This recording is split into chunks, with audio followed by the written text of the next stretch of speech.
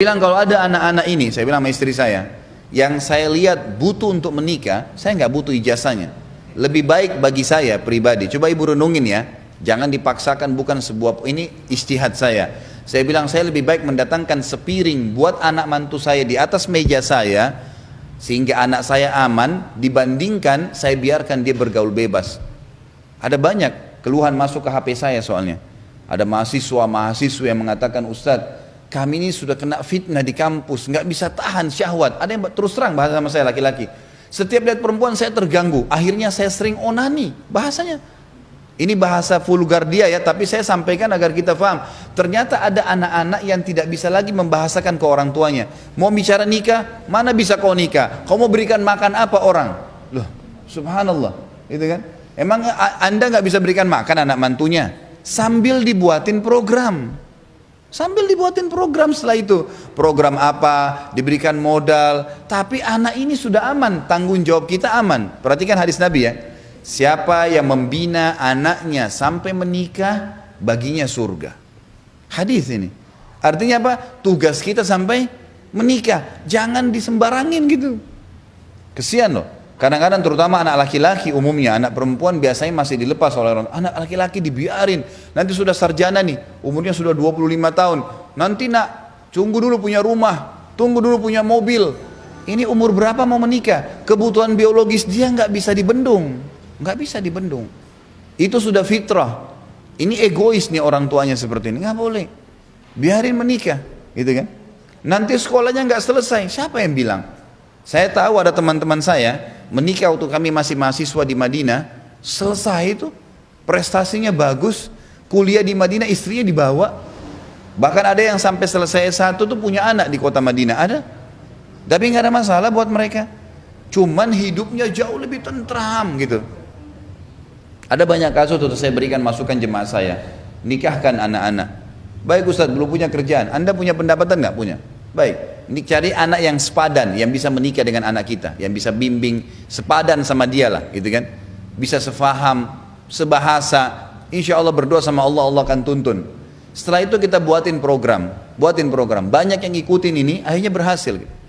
Anak mantunya diikutkan di perusahaannya, kerja daripada orang lain, baik kasih gaji orang ini, ajarkan dia, akhirnya betul-betul berjalan, dan hampir semuanya berhasil, tidak ada masalah, gitu kan? Ini kadang-kadang masalah sepele, cuman banyak mengganggu kehidupan orang dalam rumah tangganya, tapi dia tidak faham, kan gitu. Jadi menerlambatkan pernikahan anak-anak yang sudah cenderung dengan lawan jenis, perbuatan yang akan membuat banyak tambahan PR buat kita. Kita harus hati-hati, luar biasa. HP-nya belum yang telepon-teleponan, belum yang nonton film nggak benar, belum ini, karena dia tidak bisa kontrol itu. Kenapa nggak dinikahkan? Ada subhanallah orang tua berhasil menikahkan anaknya masih muda. Begitu menikah, anak laki-lakinya dia bilang sama saya, Ustadz, anak laki-laki saya ini dulunya kayak anak-anak. Setelah saya nikahkan, dia merasa punya istri, punya tanggung jawab, langsung jadi dewasa. Berubah total anak laki-laki itu. Tiba-tiba langsung kayak bijaksana, ngomongnya bisa diatur. Ternyata pernikahan merubah hidup dia. Dan itu fakta lapangan ibu-ibu sekalian. Nggak boleh kita membangkang. Kalau ibu membangkang tentang poin ini, keluar dari jalur, akhirnya memaksa anak kita terjerumus seperti umumnya sekarang anak-anak. Iya dia berkedok, iya, tapi di belakang perbuatannya luar biasa. Perbuatannya luar biasa, perbuatan yang salah semua. Mabuk-mabukanlah sama perempuan tidak benar. Ada bahkan karena dibiarkan tidak menikah, kena penyakit, naudzubillah, penyakit AIDS, penyakit ini, penyakit macam-macam. Karena dia tidak bisa kontrol dirinya. Jadi perintah Nabi SAW untuk menikahkan anak muda adalah kata rahasia perbaikan kehidupan sosial, jenjang masyarakatnya akan baik. Sekali lagi, kalau anak kita memang bisa ngontrol, dia sampai sarjana memang dia masih tenang, kita lihat bisa kecenderungan, tidak ada masalah. Alhamdulillah gitu kan. Saya bicara ini yang sudah nggak bisa dikontrol, maka solusinya adalah pernikahan, gitu kan. Ini juga diambil daripada sabda Nabi SAW tadi, wahai sekalian anak-anak muda, generasi muda.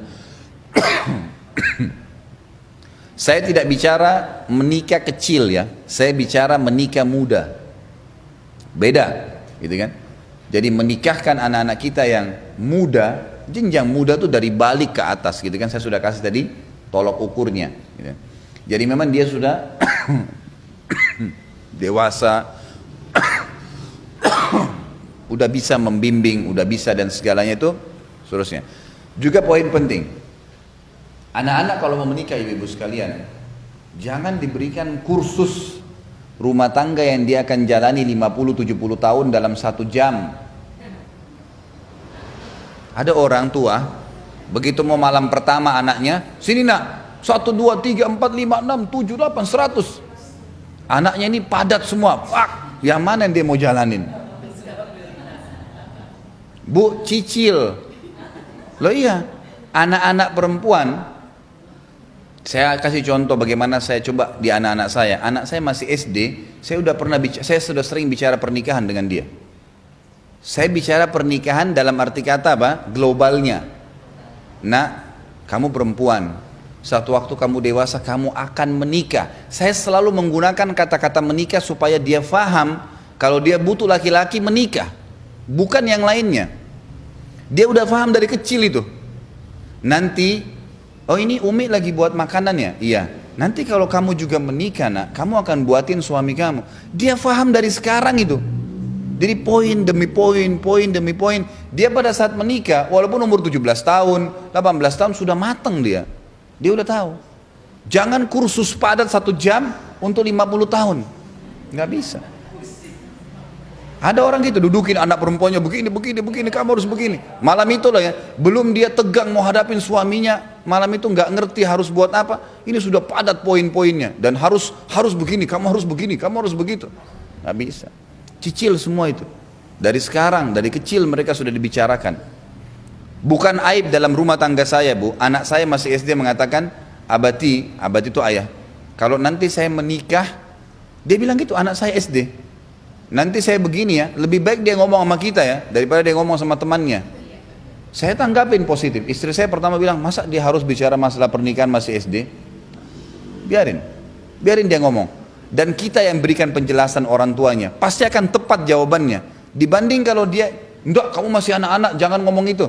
Dia akan penasaran selama keluar pertanyaan dari mulut anak kita sesuatu, Bu, jangan tidak dijawab ya. Walaupun kita anggap itu fatal, tetap jawab. Jawab dengan cara memberikan penjelasan yang benar. Karena kalau kita tidak jawab, dia akan cari sendiri jawabannya.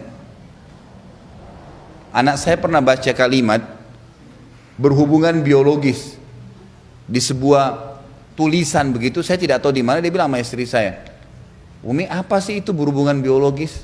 Banyak orang bilang gak usah sampaikan, jelas. Istri saya nggak jawab, tanya saya dulu. Kemudian saya jelaskan bagaimana cara menyampaikan dengan cara memberikan pemahaman ke anak-anak, bukan orang dewasa. Beda, gitu kan?